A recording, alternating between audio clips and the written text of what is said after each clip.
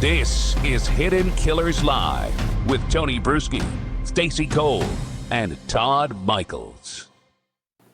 Virginia Roberts Giuffre has a new book out. It is called Nobody's Girl. It's her posthumous release, and it goes into the details of her life, of what happened when she was being trafficked from Mar-a-Lago to Epstein Island. And it's a dark one, but it is, I think, a read that everybody should check out. Robin Dreeke, retired FBI special agent, chief of the Counterintelligence Behavioral Analysis Program, is with us talking about this book and the concept of how these people operate and where their brains are at and how it got from point A to point B. How do predators identify others who will protect them? What sort of psychological radar are they looking for in others when they know they need to insulate themselves? Not necessarily that they're inviting their other rich and powerful friends along for their ride, but when they're trying to find the folks that are going to help put up that structure that's going to shield them from the rest of the world, at least in their mind, finding out what exactly they're up to. What kind of people are those folks that otherwise, would not engage in the actual predatory behavior, but they're enabling it, they're next to it, they're living their own lives, they may have their own families, their own everything, and they look like normal human beings and carry out normal, healthy activities in their lives outside of being the infrastructure that keeps these people in the places that they do. I mean, who are they targeting? I mean, who are the prime candidates to be essentially these individuals, flying monkeys, if you will? So here's what I think is probably happening. There's I don't think they actually have a test or an interview process for, hey, you look like somebody could really check these boxes.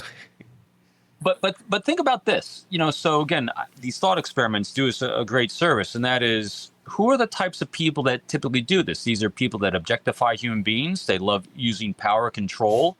You can see them rationalize abhorrent behavior. And so say you're someone at that level of Epstein, and you're just watching the news, and you're watching any kind of, tickers online for someone, like a CEO's behavior in this, or you're seeing, a lawsuit being filed against this, and you're watching public statements being made, you're watching this person being interviewed. There's going to be a lot of leakage about how that person views individuals, how they view the world. And if you start resonating with someone, it's like, hey, I would do it the same way as this guy. I would say exactly the way he is. I would, because what are they doing? They're identifying someone who has no problem objectifying another human being. They've got a lot of verbal and nonverbal leakage about what's more important, the bottom line or the human being. And so when you start getting a little bit of leakage, then what happens next? Well, I'll give them a call and say, hey, what you said online the other day, I know you're getting a lot of haters out there, but you know what? I really understand what you're saying. You're part of the club of, hey, well, we all got to be in this together. We've got to support each other. Why don't you come out to my island sometime? And so you start getting a little, you're just testing waters. And it's a test to see how collectively we are all thinking together. Remember, they aren't consciously looking for allies for them to do bad behaviors. They're just seeing if you want to do bad behaviors with me, because you might bring more people into the fray that I can take advantage of as well. I don't think they're doing it to take care of each other. I think they're doing it for they can identify more prey. Wow. No one does it for someone. None of these people, I'm sorry, Tony, none of these people are doing anything for anyone else but themselves. And so predators identifying other predators, it's not for the benefit of doing something kind to the other predator.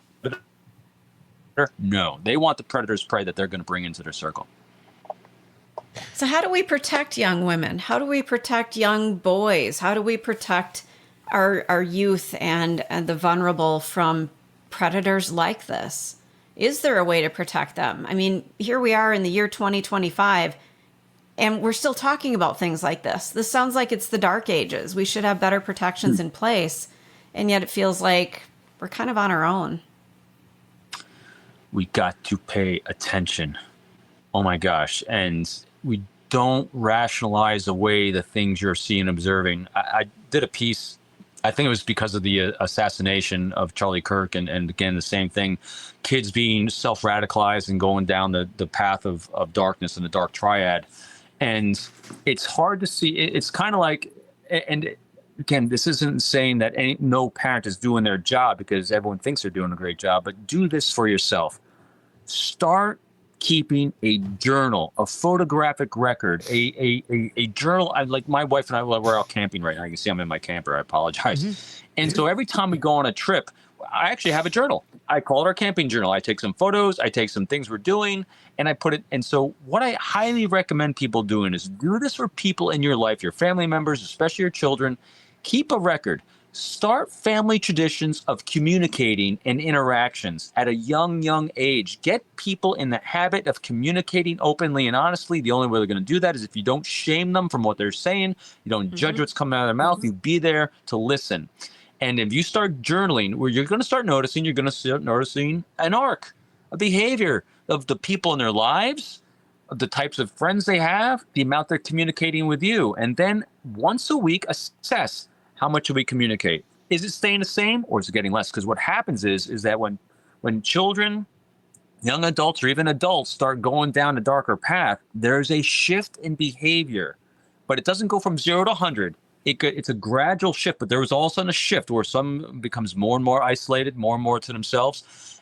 And if you're worried that you're not going to recognize it, you will recognize it if you look back. All right, a month ago, 2 months ago, 3 months ago, we were talking this much about this kind of things. And over here, somewhere along the way, we stopped talking. So you can actually look at the data and say, where did this happen? It happened here. And then you can walk up to Sally or John and say, hey, I noticed back about a month ago, we didn't seem to start talking as much. What's going on? I'm here for you. What is going on? Bingo. And so you can actually help them identify, because people are oblivious to what happens, but something happened here. What was it? Well, we live in a world, I mean, obviously everyone's upbringing is a little bit different. It does all start at home. If you have, stable and healthy communications, and you raise your children in reality, on reality's term, and don't hide behind ignorance as a virtue, or mistake, innocence for ignorance, I think you can make a huge difference in where those young people are going to end up and the type of people they're going to end up surrounding themselves with, and knowing, and they'll have a knowledge of, yes, this is a healthy communication I'm having with someone, or this is a big red flag. I feel like we have a world where we have a lot of kids that are very educated on this topic, and they're able to steer away from getting themselves into a situation where they're going to get groomed and they're going to have somebody take advantage of them. Again, it starts at home, and it's the luck of the draw for all of us as to who and what we're born into. But we also, I think you can have the most well-meaning family in the world, and if you're protecting that child's innocence with ignorance, you're not helping that child. I mean, at some point, you got to let the kid wake up. You can't protect them from the world forever, because if you keep protecting them from the world forever, they're going to fall into the pits. And I feel like we do a lot of that. It's, oh, they're so innocent. And and it sucks that we live in a really shitty world with a lot of predatory people. So yes, realistically, when they're really young, we don't need to be educating them necessarily, because they're not going to understand what the hell half of this is. But I feel like at a younger age, we need to start teaching kids about this sort of shit, and we don't. I mean, I started educating my daughter at like 5 or 6. We were watching To Catch a Predator, and I felt she needed to understand there's shitty people out there. There's scary people out there in this world, and as much as I'd like to be there 1,000% around her at all times of the day, I can't be, because I'd like her to grow and develop into a strong, independent woman. She needs to have these building blocks in her life, in her mind, to understand what she's up against out there, so she doesn't fall into those pits. But just as a parent, and you've probably seen it too, when your kids were younger, there's so many parents who, kids of even the same ages, there's so many kids are completely ignorant to this topic. And yeah, they're the ones that are going to fall into this shit because they're not going to see the red flags, and they're going to go, oh, this guy really does seem like a nice guy. He must really care about me. And then they fall down those roads. We don't educate at home enough on so many of these things. And again, it's circumstantial. You're at the odds of what kind of education your parent had, and it doesn't mean college education, just common sense education on what you're going to prepare your children for in the world around them. Because sometimes the parents are just as ignorant as some of the victims can be, because they don't know what they're up against. Yeah, I'm having some fun flashbacks with my kids. When it came to rules in our house, we always had a reason why we had a rule. When I was in the Marine Corps, one of the things I did in the Marine Corps was I was at Parris Island, South Carolina. I was a company commander in charge of a bunch of recruits at boot camp and drill instructors in the whole world down there.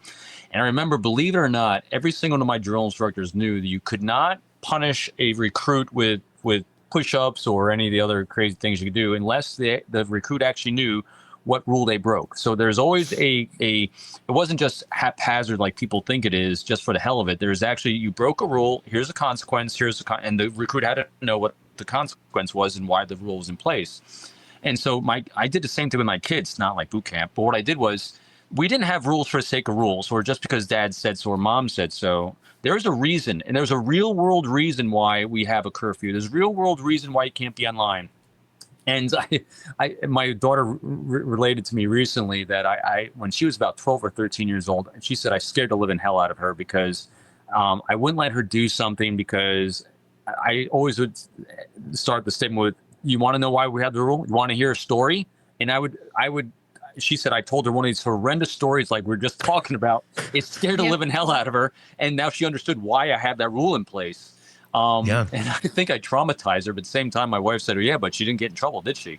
I said, no, she didn't. Good point. But, and I'm with you, it's understanding at what point, you expose people to the world and the reality of the world, but understanding that it's a very safe place to be if you surround yourself with safe people. And to that point also, it was understanding who's in their lives. My kids, we knew, my wife, to her huge credit, she always wanted to make sure that we were the house that everyone wants to come to, that they felt safe coming to. My kids would be very happy bringing their kids to, because then we knew everyone in their lives. And when one of my kids all of a sudden would have someone that kind of deviated from their norm of individuals and they spiked, then we started having conversations. Tell me about this person. I don't understand what you see here, because this person looks different than this people over here. We didn't judge it. We asked questions about it, which got their eyes to open up a little bit more, and they started making decisions. And those people self-selected outside of their circle. Then they moved away. But it came a lot of engagement. And then also, I know some of the challenges that if parents and guardians and others have a problem at home, or they're not seeing anything at home because they're always at work so much, or whatever the reason, remember, you can ask people in your kids' lives if they're seeing differences and changes. Teachers are seeing your kids every single day. Yep. You can say, hey, from the beginning of the year to now, what have you seen? I'm not talking about grades. I'm not talking, those are things that are great. They're great indicators. But seriously, what do you see with their social interactions they're having? When have they had good days, bad days? What's their norm pattern that you're seeing at school? And start taking note of that. Write these things down. I know it sounds like it's energy, but it is. It's really, really, really important, because sometimes in order to have clarity of thought and objectivity, you have to see things from point A to point B objectively, because otherwise we might start rationalizing away what we're seeing. No, if you write it down, it'll be so much more telling for you. It'll become so much more obvious. And as things start shifting to a potential negative, dark area, you're going to catch it so much more fast. And then there won't become a problem. The FBI has the Epstein tapes, the depositions, names. In your opinion, why is justice frozen here? why is it just sit when they know who these people are? Obviously, many of them in power, maybe people there as well. I mean, why? Maybe that's the answer. Why does this just sit? That's the biggest question, obviously, I think the American people have. Why the hell? With this information that exists, Why is nothing done? So I'm going to give you the answer of what I typically see in situations like this. Yeah. And it's going to be the really boring answer, and that is, it's simply not organized enough to give a clarity of answer. I've been part of so many investigations where someone will come for an answer. So here's a great example. And I think we've talked about this before, where say, and this happens all the time, say some big thing happens in the world or in the government or an investigation. Here's what typically happens. Very rarely is it just one field office and one case agent, and there's always one case agent that's the main corraller of information in the investigation. But there are so many leads, there's so many things that are put out all across the Bureau. And in this case, if you have people that are dealing all across the world, so many other data points and people that are doing interviews and collecting information and should be then routing it all back to the main case file. But there's a lot of collection going on all over the place, and things just sometimes aren't done right. They're not done well, and collecting it all in one place. And it's we've had plenty of time to figure this shit out by now. I mean, this is not like this is a new thing. Then I'll do the other side, Tony. It's like, hey, it could be, it could be a cover up, or it could be a lack of wanting to see or find the details. But I think, Kash Patel did a decent job in the first couple of weeks when he promised before he came in as the director to give a lot of exposure, right, to all these things. And guys like me that are former Bureau guys are kind of laughing when he's saying that, because I know how these things work. So here's an example. When we work a recruitment operation, which is the highest level of protecting an individual, because we're protecting not just the individual that we've recruited that is working on behalf of a foreign government now working for us, giving us huge top secret things, but the tools, methodologies, and technologies and individuals we use to get them on board is also protected. We kept this on separate systems that were closed, held in back rooms, so that no one in the world could ever get access to it, but a very, very small, closely held group of people for the protection of the individual. Mm-hmm. And I remember when Kash Patel first came on board and he's saying he's going to expose everything, I'm kind of laughing, because if he doesn't know which door to open or can't find the people that actually know where the files are at, he'll never find anything. And so maybe it's all in one spot. Maybe it's not. Maybe it's, who knows? It's a government bureaucracy. At this point, it could be any of those reasons above. It could be simple bureaucracy. It could be because they never existed. It could be because they're covering it up. I got no idea. It could be the victims might come out with the list. The victims might start naming the people, and I'm surprised that they haven't, to be honest with you. And that's why, Stacey, I do think that I edge on this one, because you know me with conspiracy theories. I don't think it's so rare that there's a conspiracy theory, because especially when you have so many people involved, you would have leakage. And you'd have leakage of partial lists and things like that. Especially right now, there's so many disgruntled people inside the government that have also retired from the government, that have no skin in the game, that would say, bleh. I mean, so here, I retired from the Bureau in 2018, and if I had skin on the game and anything, I would just blurt it out. I could make a buck for myself. I write a book about it. I mean, but you're not seeing anyone doing that, probably because they don't know about it. It's not there. Again, that's just Robin Dreeke's anti-conspiracy theory on stuff, because I've never been exposed to the theory of one that ever played out, because government just can't keep secrets. People in it, they just leak like sieves. Well, here's the thing, like you were saying, Stacey, like the victims coming out and saying it, and people have been naming names for years. Yep. It's just nobody wants to accept the reality of the names they're naming, and then the people that are being named have enough flying monkeys around their narcissistic chambers to send out and go, no, that's not true, and let's attack the messenger, and then discredit or try and discredit the people who are trying to speak out about it. So it's not like the names aren't out there. We all know a lot of the names. I mean, I'm sure there's plenty that we will be surprised by if they come out, but at the same point, society as a whole, if it sounds icky, if it goes against their belief in who that person is, for whatever reason, they have this belief in a specific individual.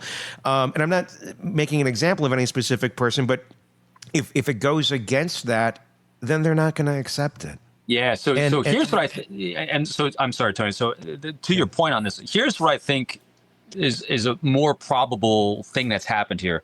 It's not a collective thought of conspiracy or cover up, but to your exact point. So all these leads get sent out to all these different places at all different times over a long period of time, all across the world, to interview this person, contact this person. And then what happens is that person does that interview, but that mindset of, oh, couldn't possibly be this, and you rationalize away this. And so that person that did that one interview kind of downplays it or shuffles it off, or it doesn't get uploaded because the other person that was supposed to upload it didn't think it was much of a big deal at the time. So what happens is all those people and all those victims are identified. They were all talked to, but because you had a lot of holes in the bucket of holding it together, just didn't care or didn't think it was much. It just didn't get consolidated into something more solid. So I think it all probably happened where they did do all the things they're supposed to do, because I don't know why they wouldn't have, because there's not a collective person that says, hey, let's have a conspiracy to cover this up. It just doesn't happen that way. But I think because they weren't doing it, because of all the way that people's brains are working, I think it was just leaking out before it got an ability to kind of get a collective together. That's why I think we're seeing it like we are. It's kind of piecemeal here, piecemeal here, piecemeal here, because I don't think anyone ever came together and said, we need to do this. That makes more sense? Yeah. How do you think a society would react in America? You know, let's say the list finally comes out, and let's say it names a whole bunch of people, including ones that we don't know about, ones that we already, you know, like, oh my God, I didn't realize that, you know, the jackalope from the America's Funniest People was a predator, you know, like just, you know, weird shit. I mean, I don't think anyone can get mad at me for making an example of the jackalope. So I mean, if a fake, I mean, but, and like They're 5 people remember the jackalope. Dave Coulier, yes, I'm the jackalope. He talked like that. It was a real funny bit. But things like that, I mean, but a real human being, if a bunch of names are to drop, how do you think society will react? Or is it going to be a real kind of big anticlimactic moment where we think, oh my gosh, all these people are going down? Or is it just going to be like everything else has been, where it's like the ones who want to believe it will believe it, the ones where it goes against what they want to believe of people in their own bubble of reality just won't, and we'll just keep moving along? I mean, there's still people that will go pay to go see Bill Cosby to this day. No. You know? Exactly. I mean, I think that's I think you'll have a bunch of people that say, oh my gosh. You have a bunch of people that'll be, I mean, most of us are inoculated against, you know, crazy crap already. Yeah. And you're like, all right. And then you'll have people that are defend it, like that it's all conspiracy. You all made this up, and the other side will be just the opposite. You didn't include as much. I mean, people be believing it, people be disbelieving it, and other people be inoculated against it. And at the end of the day, what's it really going to matter? We're going to be watching then a trial, and most likely we'll think that people got off too light, and we're moving on. I mean, that's we keep playing the same tape again and again and again. I know. You know, I mean, I keep going back to this Diddy case. I mean, how much you got to watch someone doing something horrendous and horrible and pretty much get away with the entire thing, and everyone going, huh? Oh, well. Right? Yeah. I mean, it's a feeling of collective helplessness, I think, that we have, and we've been groomed this way by society, by some of these people in power, to feel helpless, and it's like, well, they're going to do what they're going to do, and it's sad, it's disturbing. So I think the best we can keep doing is to try to get to a point, because we keep losing faith in government institutions, you know, and our criminal justice system because of things like this sometimes, although it's still the best in the world. But that's why I think, you know, books like hers and others, people that are talking about what they went through as victims, really goes a long way in trying to help us keeping it from happening in the first place. You know, because if we don't get to the point where we have these types of victims, then we don't have to worry about a system failing us. Well, if you can do more offense, if you can start it at home, like we were talking about earlier, if there's more of that, at the end of the day, it just comes down to having a strong home, a strong family, raising children by competent people who have a clue on how to do it. If we can get better there, a lot of these other problems tend to take care of themselves. We're not always playing defense on predators. But I mean, that's And if we that's a can't problem do that, I don't think we're going to fix anytime I know. And if we soon. can't do that, I mean, how many times have we seen, Child Protective Services fail too? I mean, God. when we see all the money going into these different programs, how about actually put in some place where, let's go back to, the Rudy Giuliani days when he actually was mayor of New York and did a phenomenal job of taking care of crime in New York because he took care of the squeegee people on the streets. When you take care of the small crimes, the big crimes kind of evaporate. And the same kind of thought process here. Again, put everyone's politics aside with anything. Just look at people's, what actually works at that lower granular level. And when you do the same thing here, it all just cascades and takes care of itself from that point. Yeah. Robin Dreeke, retired FBI Special Agent, Chief of the Counterintelligence Behavioral Analysis Program. As always, thank you so much for coming on and talking. His latest book right here, Unbreakable Alliances, available wherever books are sold. Go and check that out, please. Until next time, for Stacy, Todd, and Robin, I'm Tony Brueski. We will talk again real soon. Want more on this case and others? Then press subscribe now and don't miss a moment of true crime coverage from Tony Brueski and the Hidden Killers podcast.